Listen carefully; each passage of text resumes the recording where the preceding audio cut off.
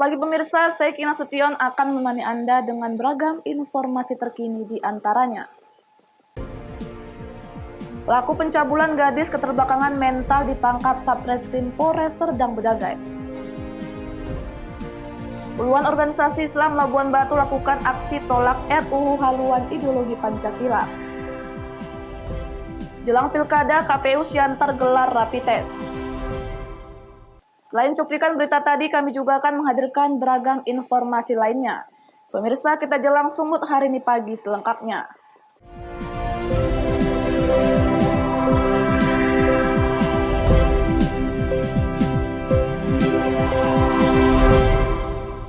Pemirsa, Satuan Reserse Kriminal Polres Serdang Bedagai meringkus pelaku cabul berinisial RN 55 tahun.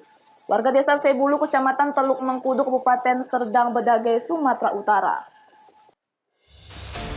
Akibat melakukan perbuatan cabul terhadap gadis keterbelakangan mental berinisial JS 22 tahun, RN yang berstatus duda ini ditangkap personil Satreskrim Polres Serdang dari kediamannya.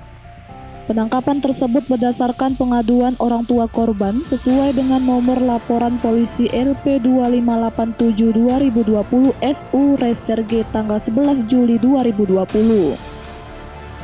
Berdasarkan laporan tersebut, RN ditangkap petugas dan diboyong ke Satreskrim Polres Serdang guna penyidikan lebih lanjut. Perbuatan cabul tersebut terjadi di rumah pelaku pada Kamis 9 Juli 2020 sekira pukul 14.00 WIB. RN melakukan perbuatan cabul tersebut di dalam kamar dan dipergoki oleh orang tua korban. Sebelum kejadian, korban baru saja selesai makan kemudian bermain di perkarangan depan rumah. Kita Satreskrim Polres Serdang Bedagai berhasil mengamankan seorang laki-laki parubaya yang diduga melakukan perbuatan asusila terhadap seorang perempuan yang masih kita dalami mengalami keterbelakangan mental. Ayah kandung dari si korban mencari korban. Kebetulan ada yang memberitahu bahwa korban ke rumah tersangka, dan memang sebelumnya korban ini sering ke rumah tersangka untuk jual daun ubi. Nah, setelah didatangi ke rumah tersangka, korban sudah dalam kondisi tidak memakai baju. Kasat Reskrim Polres Serdang Ajun Komisaris Polisi mengatakan saat ini pelaku telah diamankan. Akibat perbuatannya, RN dijerat pasal 286 subsidiar pasal 290 dari KUH pidana dengan ancaman hukuman maksimal 9 tahun penjara. Abdul Malik melaporkan untuk Farina TV. 2 orang tersangka jambret di Medan berhasil diringkus tim TK Polrestabes Medan. 1 tersangka terpaksa ditembak mati petugas karena menyerang saat ditangkap. Personil TK Satuan Reskrim Polrestabes Medan berhasil meringkus 2 tersangka jambret di wilayah Medan Timur. 1 di antara tersangka terpaksa ditembak mati petugas karena berusaha melawan saat ditangkap. Kapolrestabes Medan Kombes Pol Riko Sunarko mengatakan, penangkapan ini dilakukan setelah 2 tersangka melakukan jambret di kawasan Jalan Sutrisno, Kota Medan, di mana aksi mereka sempat rekam kamera CCTV di kawasan jalan tersebut, di mana aksinya korban sempat terjatuh hingga terseret dan mengalami luka-luka, dan berhasil membawa kabur tas berisi 2 unit handphone dan uang tunai sebanyak 1 juta rupiah. Setelah sebulan buron, kedua tersangka akhirnya diamankan petugas kepolisian. Namun salah satu pelaku melawan petugas dengan menggunakan sebilah pisau, sehingga terpaksa ditembak mati dengan menggunakan timah panas. Kemudian kemarin atau tadi pagi dini hari pukul 03.00 kita berhasil mengamankan atau menangkap saudara AY, 21 tahun. Kemudian karena bersangkutan melawan petugas dan melukai petugas kita, yaitu Aibda Budi, luka gores di tangan, akhirnya petugas melakukan tindakan tegas terukur dan sampai saat ini yang bersangkutan meninggal dunia. Kini tersangka terpaksa harus mendekam di jeruji besi Polrestabes Medan dan dikenakan pasal 363 KUHP dengan ancaman hukuman 7 tahun penjara. Wahyu Pratama melaporkan untuk Farina TV. Pemirsa, waspadalah Anda terhadap orang yang ingin menumpang motor dengan orang tidak dikenal. Di Asahan, Sumatera Utara, Kepolisian Sektor Kota Kisaran meringkus tersangka begal dengan modus sebagai penumpang. Inilah kedua tersangka yang berhasil ditangkap Satuan Unit Reskrim Polsek Kota Kisaran dari persembunyiannya. Satu tersangka berinisial AMM merupakan pelaku begal yang merampas motor korbannya. Modus tersangka dengan berpura menumpang terhadap korban untuk diantarkan ke Polres Asahan. Saat korban lengah, korban diminta turun dan mengambil kendaraan miliknya. Atas pengembangan tersangka, petugas juga menangkap satu penada motor curian dan didapati beberapa paket sabu serta jarum suntik dari tas tersangka. Pelaku tindak pidana penggelapan sepeda motor, satu unit sepeda motor Honda Pickup. Itu bermula dari korban Arlan Abdi Praja dimintai tolong oleh pelaku yang bernama Ahmad Midian Marbun dengan alasan supaya diantarkan ke komplek masjid Jalan Sutami, Kelurahan Sidodadi. Setelah itu korban dimintai tolong juga untuk mengantarkan ke depan Polres, depan pintu gerbang Polres Asahan. Satu unit motor curian diamankan petugas sebagai barang bukti. Atas perbuatannya, kedua tersangka terpaksa mendekam di sel tahanan Polsek Kota Kisaran. Taufik melaporkan untuk Farina TV. Sumut hari ini masih akan kembali sesaat lagi, tetaplah bersama kami.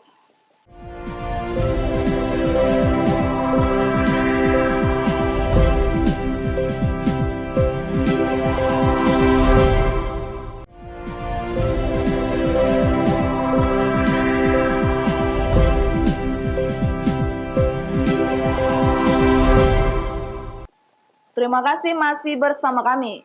Pemirsa, puluhan organisasi Islam yang tergabung dalam Aliansi Umat dan Organisasi Islam Labuan Batu melakukan aksi damai penolakan dan meminta pembatalan rancangan Undang-Undang Aluan Ideologi Pancasila di depan gedung DPRD Labuan Batu.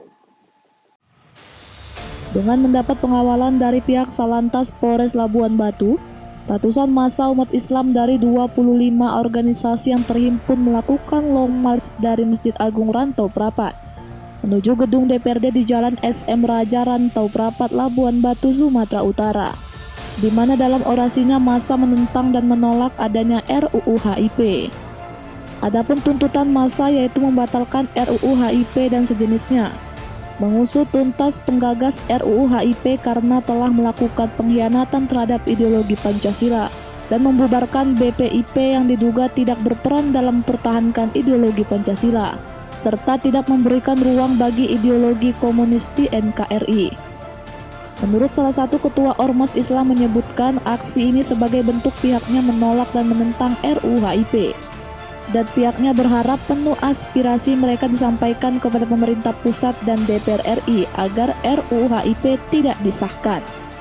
Harus melaksanakan aksi menolak RUU HIP. Adapun tuntutannya yang pertama, kita menuntut agar DPR dan pemerintah tidak sekedar menunda pembahasan RUU ini, tapi adalah membatalkan. Ya bagi kawan-kawan, jangan lupa sampahnya. Dan mengeluarkan RUU ini dari prolegnas, ya, sehingga tidak dibahas lagi di DPR RI. Kemudian yang kedua, kita menuntut agar inisiator daripada RUU ini dicari siapa dalang di balik ini, karena ini membuat kericuhan di negeri ini. Usai menyampaikan tuntutannya kepada DPRD Labuan Batu, akhirnya massa membubarkan diri. Ucok Sitorus melaporkan untuk Farina TV. Pemirsa, konflik tanah antara warga dan PT PN 2 yang tak kunjung usai membuat Komisi A DPRD Kabupaten Langkat Perwakilan Pemerintah Sumatera Utara dan Badan Pertanahan Nasional turun langsung ke lokasi sengketa. Kedatangan mereka disambut unjuk rasa warga.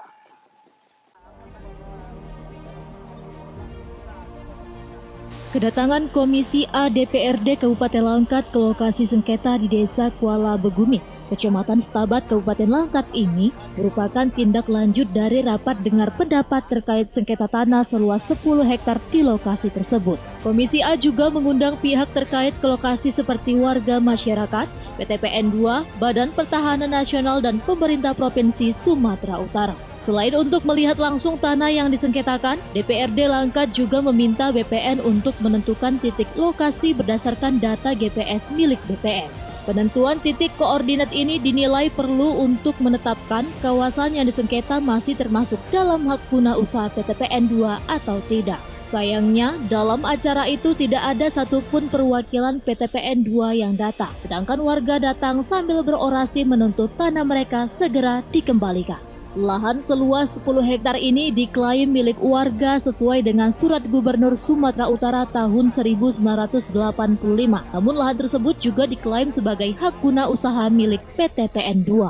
Saat ini, 2 hektar telah digunakan oleh pemerintah Kabupaten Langkat sebagai lokasi tes KIUR Dinas Perhubungan Kabupaten Langkat. Komisi A DPRD Langkat, Yul Hijar menyatakan, meskipun hasil dari penentuan titik koordinat oleh BPN ini baru akan diketahui 2 pekan mendatang, pihaknya siap menindaklanjuti persoalan ini agar tidak berlarut-larut.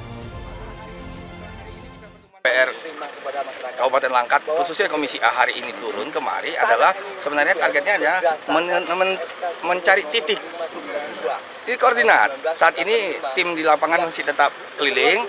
Maksudnya setelah titik koordinat ini dinyatakan pasti bahwasannya di luar daripada ex-PTP, maka secepat mungkin kami akan adakan RDP kembali, mengundang kembali PTP, mengundang lagi kembali BPN, mengundang lagi tokoh masyarakat atau kelompok tani.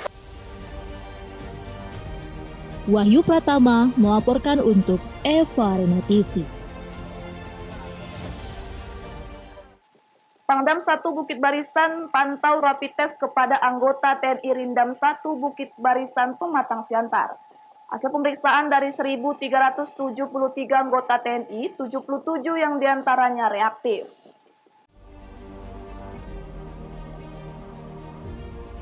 Sebanyak 2.900 siswa peserta yang sedang melaksanakan pendidikan di Kesatuan Rindam 1 Bukit Barisan Kota Pematang Siantar, Sumatera Utara menjalani rapid test massal.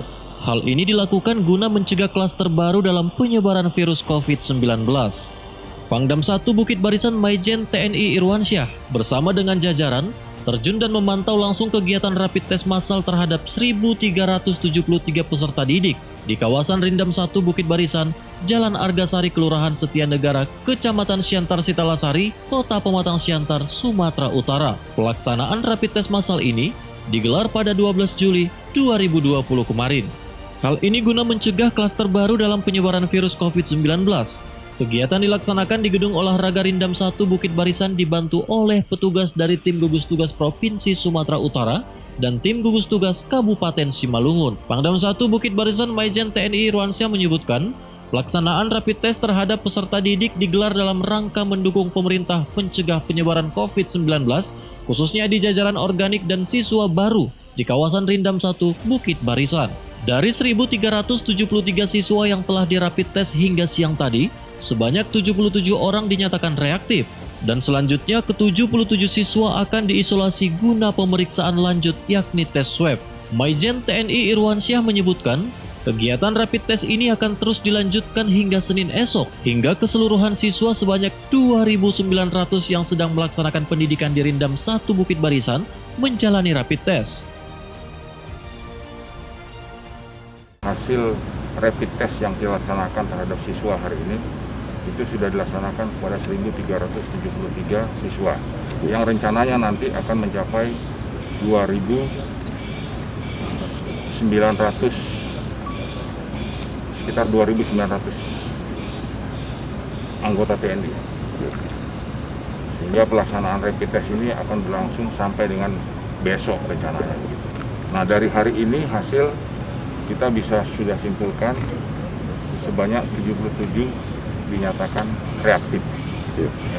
Selanjutnya akan diambil langkah-langkah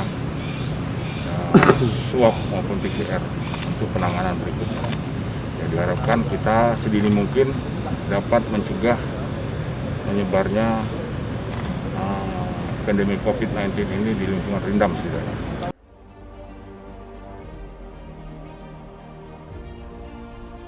Kegiatan ini merupakan atensi dari Presiden Republik Indonesia dan pimpinan TNI Angkatan Darat dalam mendukung pemerintah mencegah penyebaran COVID-19. Penta News Sembiring melaporkan untuk Evarina TV.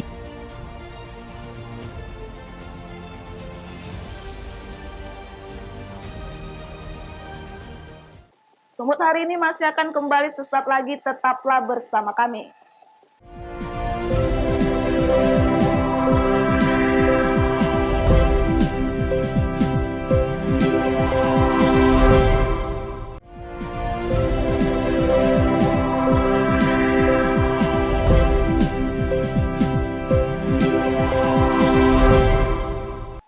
Terima kasih masih bersama kami.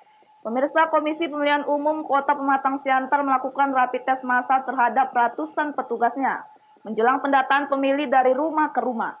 Pasalnya, tahapan pilkada serentak tahun 2020 akan digelar di tengah pandemi virus corona. Komisi Pemilihan Umum KPU Kota Pematang Siantar bekerja sama dengan Rumah Sakit Umum Tentara melaksanakan rapid test massal terhadap 545 anggota pemutakhiran data pemilu atau PPDP. Rapid test ratusan petugas pilkada wali kota dan wakil wali kota Kota Pematang Siantar ini dilakukan di Rumah Sakit Umum Tentara Kota Pematang Siantar. Rapid test massal dalam rangkaian tes kesehatan ini wajib dilakukan petugas penyelenggara pilkada termasuk petugas pemutakhiran data pemilu sebelum melaksanakan tugas tahapan pilkada. Adapun pelaksanaan pemutakhiran data pemilu mulai tanggal 15 sampai dengan 13 Agustus 2020. Harapan kita supaya kita bisa mengetahui mereka itu sungguh-sungguh sehat, sehingga mereka dapat melaksanakan tugasnya ke masyarakat. Kita berharap pula jangan sampai mereka nanti yang membawa penyakit pandemi Corona 19 ini. Jadi harus mereka bebas supaya mereka sehat, baik, dan nanti juga akan kita bagi vitamin baru mereka bekerja dengan enak. Hal tersebut penting dilakukan mengingat pelaksanaan pilkada kali ini di tengah pandemi COVID-19. Hal ini guna memastikan semua petugas bebas COVID-19 dan menjaga keselamatan seluruh warga. Joam Barita melaporkan untuk Evarina TV. Pemirsa, menjelang pemilihan kepala daerah Kota Tanjung Balai yang akan dilaksanakan pada tahun 2020 mendatang, Tokoh Pemuda Tanjung Balai Fadli Yasir mengajak para tokoh di Tanjung Balai untuk ikut meramaikan bursa kepala daerah, agar Tanjung Balai ke depan memiliki konsep yang jelas, terukur, dan masyarakatnya sejahtera.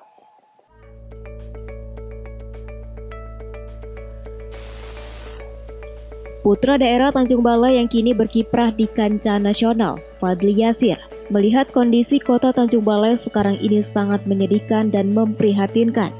Ia melihat kotanya yang sangat kumuh dan sangat semrawut. Tidak hanya itu, jalan di kota Tanjung Balai banyak rusak dan tidak diperbaiki oleh pemerintah. Bangunan-bangunan pemerintah banyak yang tidak layak seperti rumah sakit dan jembatan, serta pelayanan pemerintah kepada masyarakat kurang baik. Menurut Fadli Yasir yang merupakan Ketua PP Ikatan Sarjana Nahdlatul Ulama, melihat kota Tanjung Balai dengan luas wilayah 60,52 km dan jumlah penduduk sekitar 175.233 jiwa, tingkat kesejahteraan masyarakatnya sangat rendah, serta tingkat pendidikannya kurang. Dirinya berharap kota Tanjung Balai yang sebentar lagi pesta demokrasi di tahun 2020, masyarakat lebih cerdas dan lebih pandai memilih siapa pemimpin yang layak. Warga juga harus bisa memilih pemimpin yang bisa mengembangkan kota Tanjung Balai dari segi ekonomi, infrastruktur, wisata, kesehatan, pendidikan, dan mensejahterakan masyarakatnya. Kalau kondisinya sangat menyedihkan. Kalau menurut saya bahwa kota itu kota sangat kumuh, kota kumuh. Kalau penilaian saya, karena kota itu tidak punya wajah lagi. Mau wajah apa? Sebagai kota religius dan lain-lain. Kotanya, perkotaan yang sedikit itu semrawut. Tingkat masyarakatnya, kesejahteraan masyarakatnya rendah. Pendidikannya juga rendah. Kesehatan, rumah sakitnya tidak representatif dianggap menjadi rumah sakit pemerintah. Bangunannya, apalagi fasilitas-fasilitas yang ada. Dulu kepala daerah yang lalu pernah mau bangun Riflat, tapi tidak berlaksana. Nah, menurut saya bahwa kalau ditanya soal kondisi ini sangat memprihatinkan, sangat memperhatikan. Jadi saya berharap memang ini kan mau pilkada. Saya berharap ke depan masyarakat itu lebih cerdas, lebih pandai untuk memilih siapa pemimpin yang layak. Kalau pemimpin yang lama yang saat ini yang ingin maju, coba lihat track recordnya, betul nggak dia betul punya niat dan punya kemampuan untuk membangun kota. Kita bisa lihat hasilnya sekarang. Nah sekarang ada calon yang lain, coba lihat dari profilnya punya niat atau enggak. Tapi kan yang lama itu kan sudah bisa kita ukur mampu atau tidak melaksanakan pembangunan. Mampu nggak memenuhi harapan masyarakat untuk membangun kota yang layak, bukan kota yang terkenal, kota yang harapan saya seperti itu. Dan kemudian para tokoh yang ada di Tanjung Balai, kita sangat berharap untuk melakukan pendidikan dan pencerahan, pencerdasan kepada masyarakat untuk berani, untuk mampu memilih dan melihat, menilai siapa pemimpin yang layak, yang punya niat untuk membangun Tanjung Balai. Dirinya juga menyatakan bahwa saat ini sedang membangun komunikasi politik dengan beberapa partai dan sudah mendapatkan dukungan dari masyarakat untuk maju di Pilkada Kota Tanjung Balai tahun 2020. Wahyu Pratama melaporkan untuk Evarina TV. Pemirsa, demikianlah rangkaian informasi dalam Sumut hari ini pagi ini.